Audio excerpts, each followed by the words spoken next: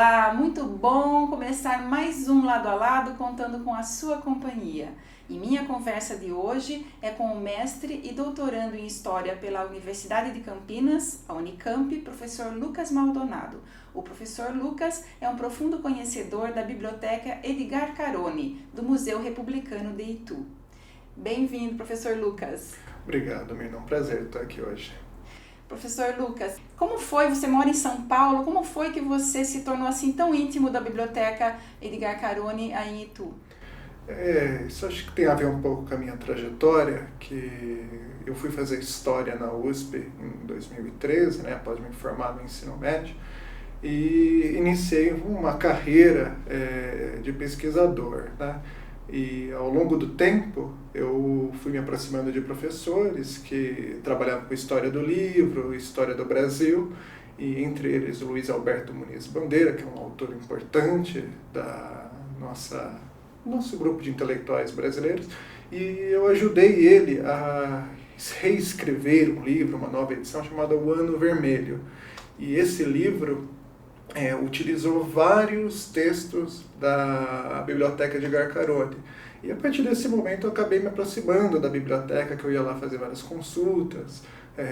Há de citar, né, o processo não foi só eu fui muito bem recebido pelos bibliotecários de lá, eu fui muito bem recebido pela professora coordenadora. Então houve esse acercamento entre as partes. Eu fui conhecendo o acervo. Não sei se eu sou o maior conhecedor, um grande conhecedor, mas eu tive a oportunidade de desenvolver certo domínio e há muitas coisas interessantes lá, e acho que é um patrimônio da cultura brasileira. Infelizmente é público, né? Qualquer um pode consultar. Professor, você tem 27 anos, é isso? Tem. Você vem de uma carreira todinha na vida acadêmica aí. Terminou o colegial, graduação, mestrado e agora doutorado? Sim. Eu comecei, como falei, em 2013, o curso de História na USP. Lá na USP, um bacharel e a licenciatura em História são 5 anos. Ao longo desses 5 anos, eu comecei a trabalhar como professor assistente do autor, né, Luiz Alberto Muniz Bandeira, e fazer iniciação científica, que é o primeiro estágio da vida acadêmica. E nesse processo eu fiz pesquisa, me acerquei de editoras, né? Fiz algumas traduções para a editora Civilização Brasileira, mais tarde fiz para Atelier, e fui entrando nesse mundo, né? A pessoa formada em História, embora ela tenha um certo caminho que em geral é previsível de se tornar professor de ensino básico, existem outras possibilidades, especialmente nas instituições públicas, de se tornar pesquisador. E eu sempre quis esse caminho, sempre me identifiquei, quando eu estava no ensino básico, de querer ser pesquisador, né? Se você perguntar para de 10 pessoas que fizeram um curso de História, 8 vão responder: eu tive um professor no ensino básico que me influenciou significativamente. No meu caso, eu tive um professor, vou até citar o nome dele, André Campos de Camargo, que está vivo hoje, ele é de Boituva, um grande amigo, que é pesquisador, hoje ele está terminando o doutorado dele na Unicamp, que me influenciou muito a seguir essa área. E isso acaba levando esses jovens que se interessam por livros, ideias, a esse caminho específico, né? Daí a importância do professor lá no comecinho, né? No ensino fundamental. Sem dúvida, um bom professor é aquele que apresenta bons livros, bons filmes, nos dá referências, mostra que o mundo é sempre mais complexo e menos esquemático do que a gente pensa, é fundamental. Eu lembro que esse professor me disponibilizou a biblioteca dele, e foi a primeira grande biblioteca, né, mas de ciências humanas que eu tive acesso na minha vida. Na minha casa tinha livros, mas era muito literatura. E lá eu comecei a ler outros referenciais. Eu lembro que eu ainda li muito jovem o Incidente Antares, do Érico Veríssimo, que é um áudio de literatura, mas que tensiona com história a todo momento, que isso mexeu muito comigo. Depois fui lendo outras obras, eu lembro que Sartre mexeu muito com a minha cabeça. Professor, vamos então falar um pouquinho da biblioteca, principalmente da pessoa que formou essa biblioteca, o professor Edgar Carone. Quem foi ele? O Edgar Carone nasceu no começo do século XX. Tem que ver a data certinho, gente. Agora, de cabeça, se eu falar, eu acho que é 22, mas a tendência é eu errar. Vai falecer no começo dos anos 2000. E ele é brasileiro, mas ele é filho de libaneses, né? Existe uma comunidade em São Paulo de libaneses grande, e ele veio nesse grupo. Por exemplo, um outro libanês que vai se tornar acadêmico muito importante, o Aziz Absaber, da geografia. E a família dele enriqueceu, ele tinha vários irmãos, e com essa possibilidade de ter uma família rica, né, ele conseguiu estudar.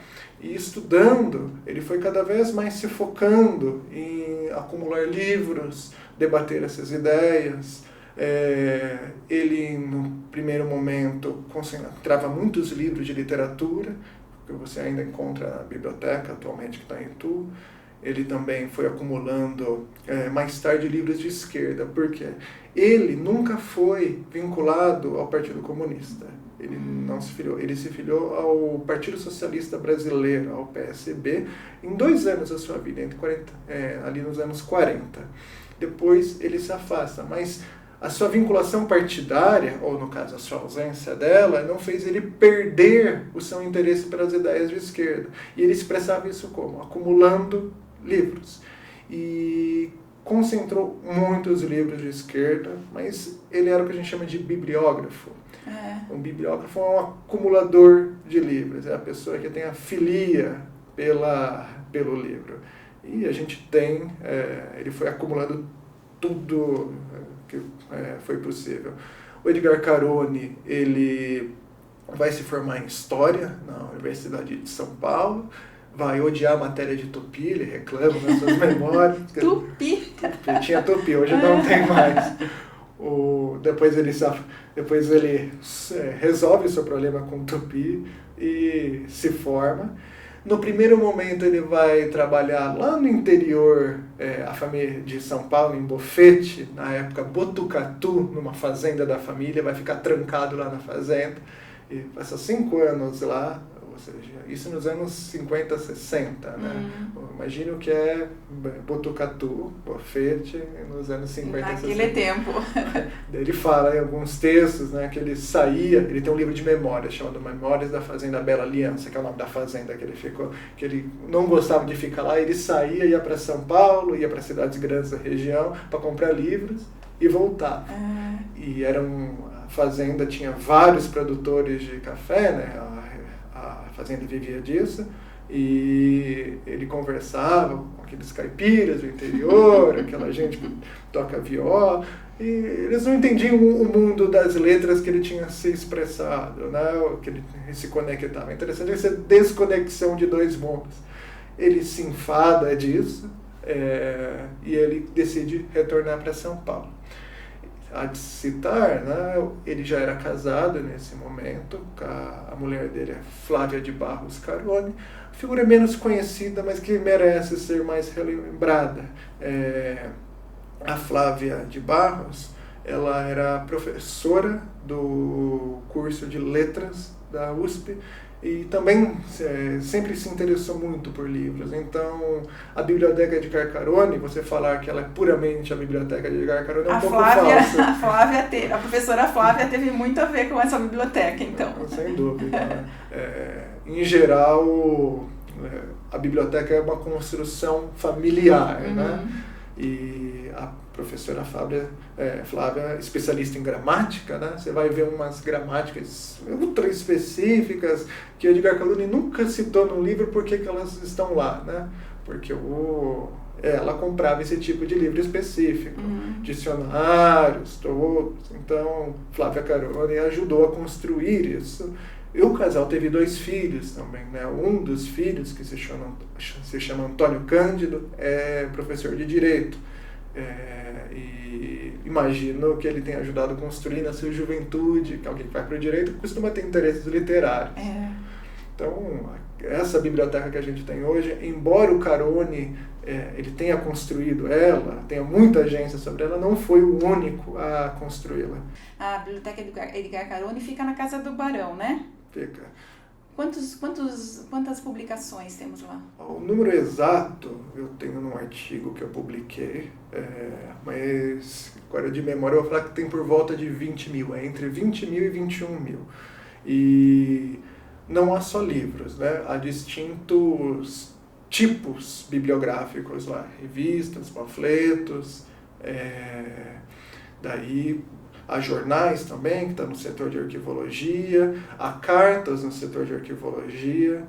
Então, na biblioteca ficam os livros e as revistas. E panfletos. E no arquivo ficam os jornais e as cartas. Uhum. Essa distinção, às vezes, é um pouco difícil, né? Porque certas coisas é um tanto onde que ela vai ser catalogada, mas, em geral, esse é o grande recorte. E você vai lá na biblioteca, você vai encontrar esse acervo de livros que ele construiu. E basta entrar, tem aqueles rolos de biblioteca que desliza no chão. E cada setor tem um foco temático, né, específico. E, professor, o Edgar Carone escreveu muitos livros, mas um dos mais importantes é o Marxismo no Brasil. Por que ele é considerado um dos mais importantes?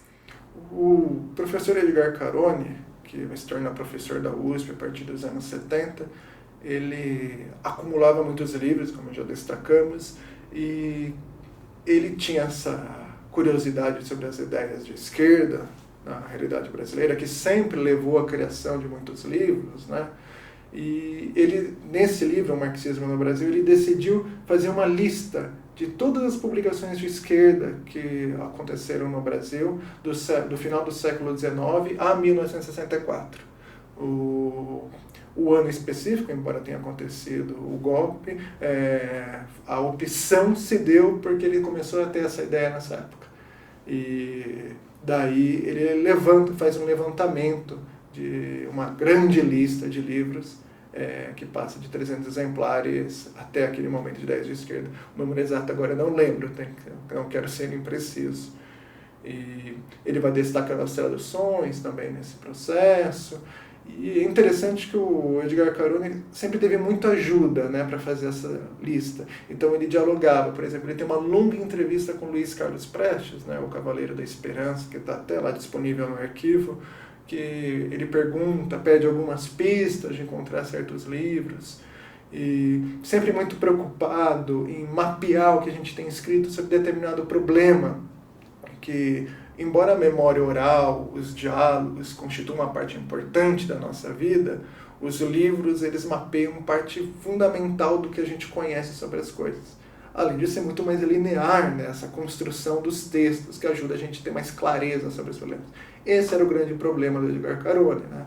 Mapear as coisas, o que a gente tem escrito. E isso é muito útil para os pesquisadores que vêm com o seguinte, até que quer conhecer as ideias do Brasil, as ideias de esquerda ou outros problemas, né?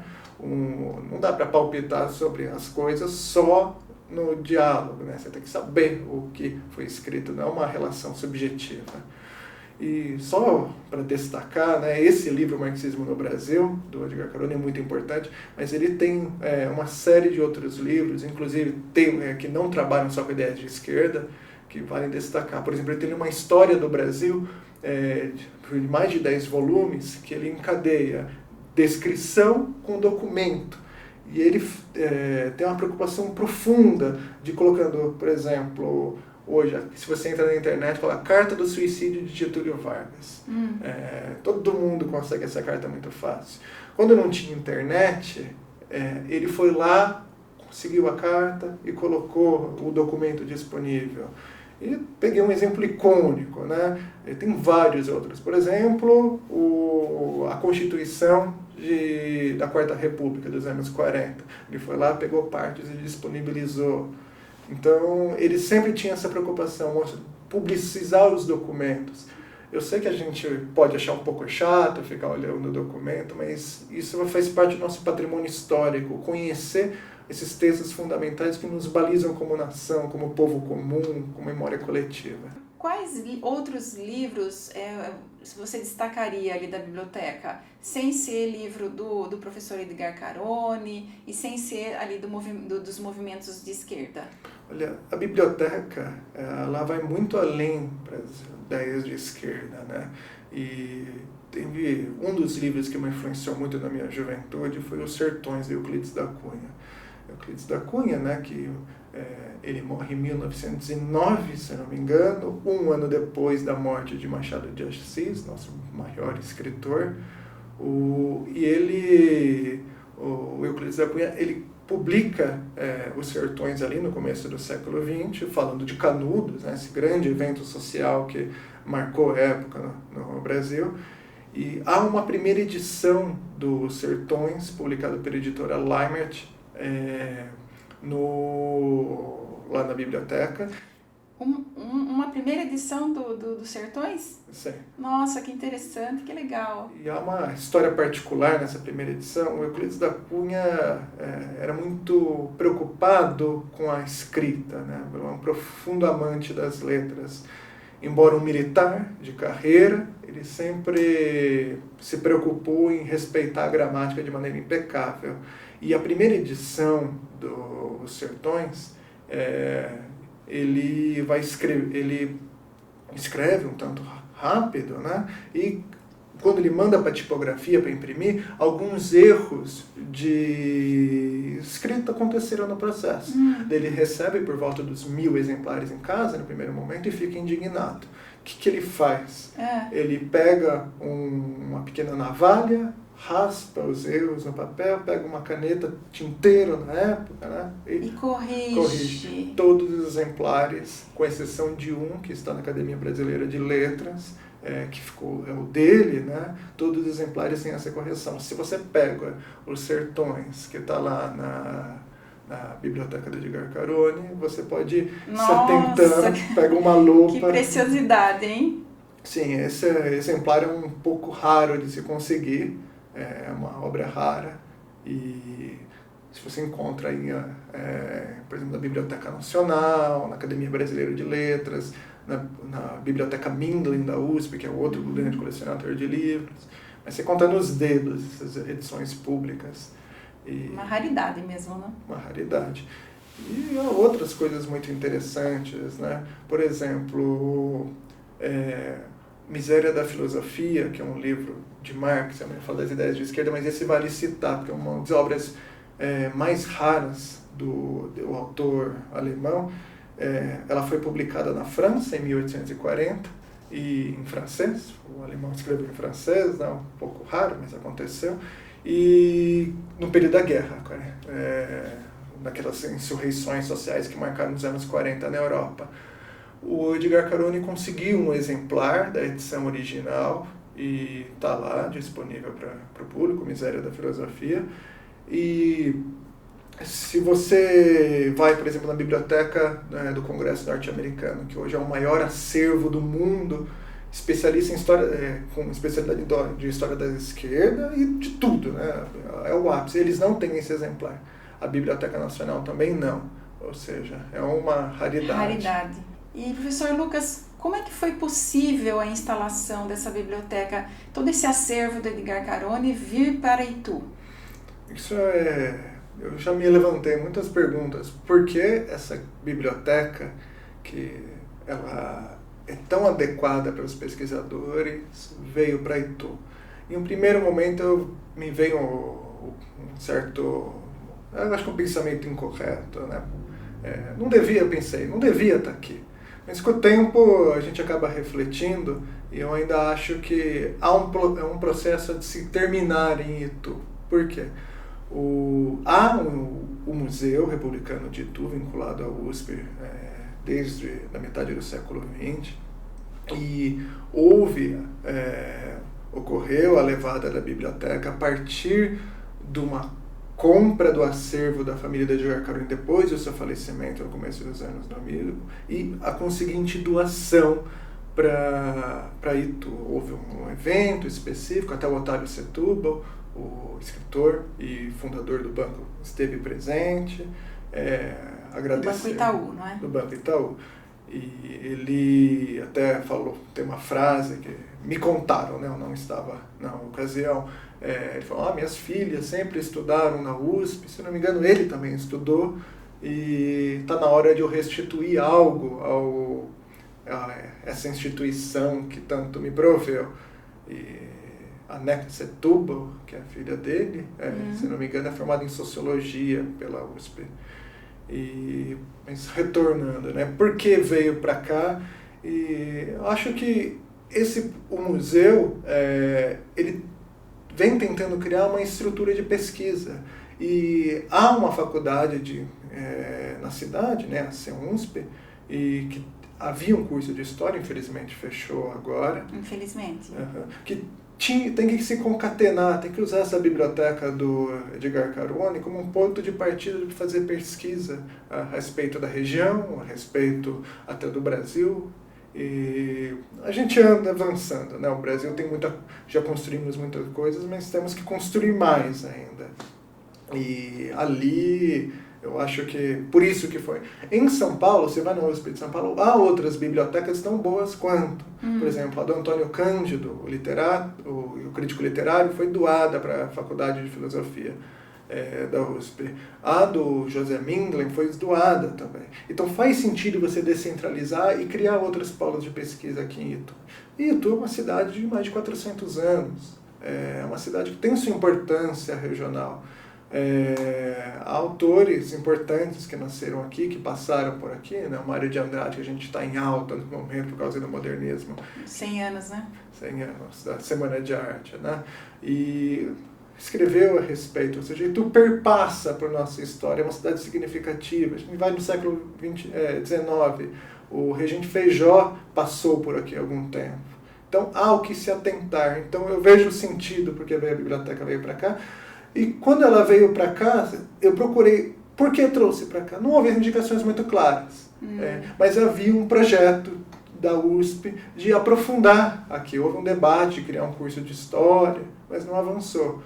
Daí está esse meio do caminho, assim, mas é algo para a gente construir, né? Como eu falei mais cedo, o Brasil tem muita coisa para ser construída ainda. Professor Lucas, você tem uma ligação com Itu também, não só por conta da Biblioteca Edgar Carone, mas por conta dos seus estudos de personalidades brasileiras, né? Entre elas, o sociólogo Ottaviani e o professor Nelson Werneck, que estão aí entre os seus estudos. Então, fala pra gente um pouquinho sobre esses dois autores. Parte das minhas pesquisas eu acabei me especializando em intelectuais brasileiros, né? Pessoas que criaram interpretações sobre o que é esse grande problema ou virtude chamado Brasil. E eu vou começar com Nelson Werneck Sodré, que é um personagem mais antigo, né? E ele é general, ele é professor, né? O título dele, ele era um militar que ascendeu toda a carreira até chegar a general, 2 estrelas, né? Não 4. E ele não é de Itu, mas ele teve a sua primeira formação, ele teve uma parte da sua formação em Itu, quando ele serviu no quartel de Itu. Ele tem um texto nas suas memórias, um livro chamado Memórias de um Escritor, que ele fala assim: impossível ter vida intelectual em Itu. Isso nos anos 20 e 30, irritado, assim, falando que as pessoas eram tacanhas. O mundo mudou bastante, né? Itu se tornou uma cidade cada vez mais interessante. Com certeza. Obviamente que até a existência desse programa já designa um amadurecimento intelectual da região. Mas ele, embora ele tenha essa fala muito ácida para Itu, ele vai morrer em Itu. Ele vai passar os últimos anos de vida dele se deslocando entre Itu e Rio de Janeiro, morando com a esposa e com a filha. A própria história, então, dele designa que a sua insatisfação para Itu se transformou, né? Ele escolheu Itu para os últimos anos de vida. Nos últimos 10 anos de vida ele estava aqui. Ele é um intelectual comunista, tem várias obras publicadas sobre história da imprensa no Brasil, jornais importantes, por exemplo, Correio da Manhã, que é um jornal importantíssimo do Rio de Janeiro, já não existe mais, ele escreveu uma história dentro desse livro. O Jornal do Comércio, que era até onde o Euclides da Cunha escrevia, ele escreve a respeito. Ele tem uma história da cultura brasileira, uma história da literatura brasileira, um dos primeiros grandes livros que sintetiza o que são essas, hoje quando a gente vai no colégio, né, escolas literárias. Isso não é evidente por si só. Autores construíram, Nelson Werneck ajudou a construir isso. E uma série de outros livros, a gente pode ficar falando Introdução à Revolução Brasileira, ele pensando como a gente cria um país, de fato. Essa era uma preocupação dele. E ele levantava em questão, né, a parte do processo de criar um país é o povo se identificar como um povo de maneira autônoma culturalmente diante de outro. Não está falando para ser chauvinista, ignorar a cultura alheia, mas saber que a gente tem um patrimônio específico e até se relacionar com os outros patrimônios. É saber que a gente tem um Machado de Assis e que, por exemplo, tensiona com Balzac, que é um grande escritor francês, em relevância em escrita. Né? E o Ottaviani? O Ottaviani é de Tours mesmo, uma família de imigrantes italianos que veio para cá,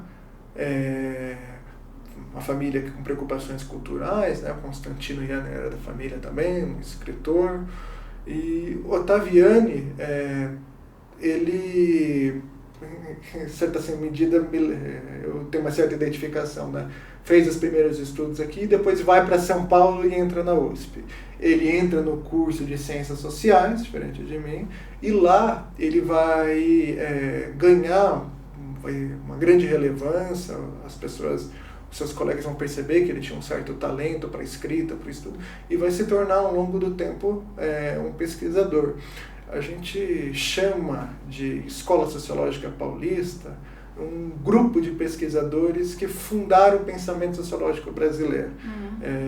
Assim está muito abstrato, né? Mas a gente começa a colocar alguns nomes de pessoas que participaram desse grupo que são de grande relevância. Por exemplo, Florestan Fernandes, uma pessoa que era o orientador do Ottaviani, que aliás tem vários escritos sobre a nossa região, escreveu sobre Sorocaba, dá para destacar isso para as pessoas lerem, essas são muito interessantes. Mas o Florestan Fernandes, que vai ser um deputado da nossa Constituinte de 88, professor importante, ajudou a criar a FAPESP em São Paulo, quadro importante, né? FAPESP é a Fundação de Pesquisa de São Paulo, é o que viabiliza a gente ter pesquisa aqui no estado de financiamento. Outra pessoa importante desse grupo o próprio Ottaviani, o Fernando Henrique Cardoso, que era o colega do Ottaviani, né? Os dois tinham uma certa rivalidade, mas ao mesmo tempo certo companheirismo de serem os orientandos e assistentes do Florestan Fernandes. E se você vai olhando nos detalhes, os livros do Fernando Henrique na juventude, os livros do Ottaviani na juventude, há um diálogo a respeito dele, um diálogo constante, né? Pensando o que é Brasil. Debatem o que é a escravidão no Brasil, um tema em alta, né? Desde os anos 50, conceituando o que é isso. Há outros autores que participaram desse processo, Leôncio Martins Rodrigues, que faleceu recentemente, Paul Singer, que era desse grupo também, faleceu recentemente.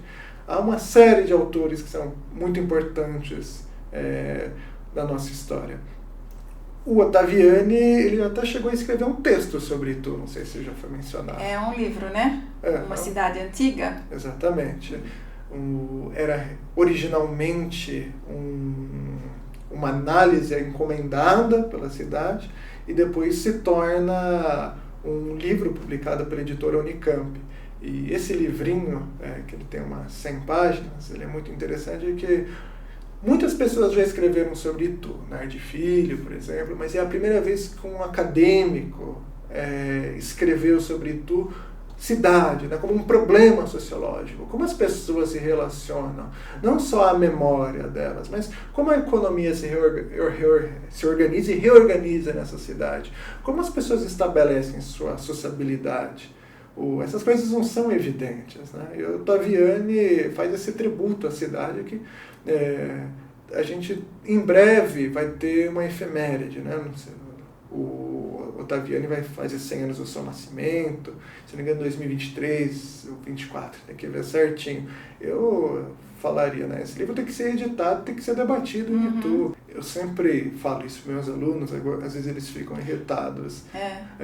Para você conhecer o Brasil, você tem que passar por certos livros. Não é conhecer o Brasil é uma questão só de gosto, de relação. Você tem que conhecer certos autores.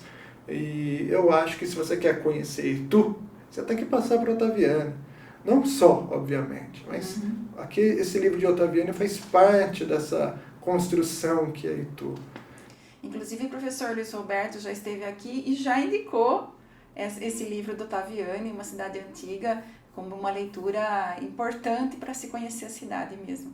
Professor Lucas, para encerrar, nós falamos de tanta coisa, tanta informação aqui, né? Eu queria que você deixasse um convite para as pessoas de Itu e região irem visitar a Biblioteca Edgar Carone, porque vale a pena e tem muitas raridades lá. Infelizmente, eu não trabalho lá, eu sou um pesquisador que sempre consulta esse acervo, né? E eu, por essa experiência de ter estado lá várias vezes, eu tenho certeza que o público interessado da região que for lá vai ser muito bem recebido. E é um patrimônio público que tem que ser consultado, né? Patrimônio público que não é consultado acaba perdendo sentido.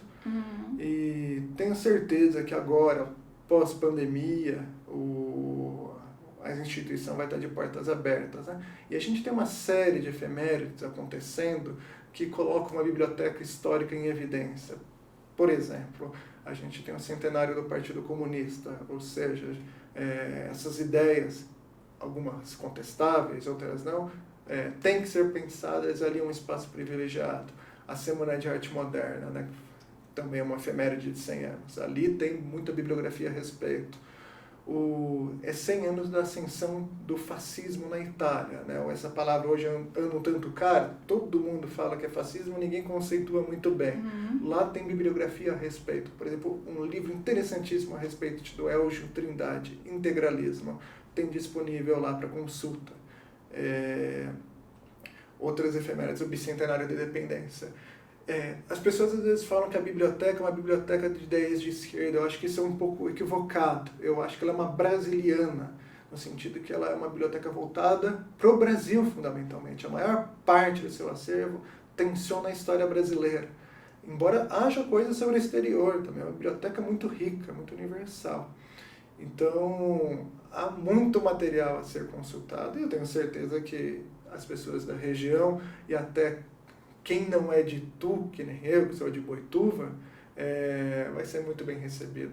Professor, muito obrigada por todas essas informações que você nos trouxe, por vir falar sobre essa joia que é a Biblioteca Edgar Carone, ali em Itu, na Casa do Barão. Muito obrigada, viu? Eu que agradeço.